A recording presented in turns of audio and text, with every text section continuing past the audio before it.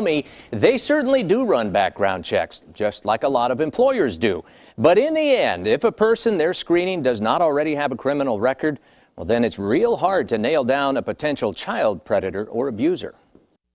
He is not going to be working with any children in the interim. Father Michael Patrick's neighbors tell us they had no idea. It does make me uneasy. I've got two small children. It makes me sad. Given his felony charge of child luring and then the arrest last week in Corvallis of a former priest on child pornography charges, I went to the Portland Archdiocese to find out what the church is doing to preemptively screen for such problems. Has there been an increase in the vigilance of the church to try and prevent these things?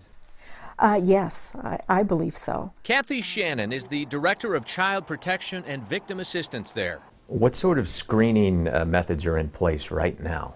Well, right now we run a criminal background check on all of our employees, all of our volunteers who work with minors, and all of our clergy.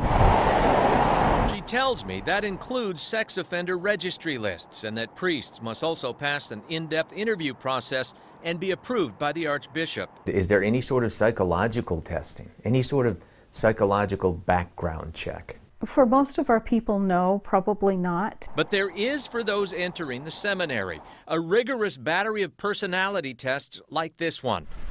I called the Association for the Treatment of Sexual Abusers to learn more about psychological screening. They tell me profiling a potential abuser ahead of time is simply a moving target, that they have so many different motivations and causes for their behavior. You could talk to somebody, they may seem perfectly fine, but we just never know what they might be thinking.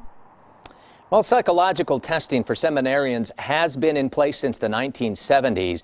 What tests they are taking, which ones, and that, of course, will change over with time as society progresses. There is one test called the Diana screen. It's a questionnaire designed to expose people who may overstep specifically their sexual boundaries. The Catholic Church does not use that test right now. Jenny? Very interesting information.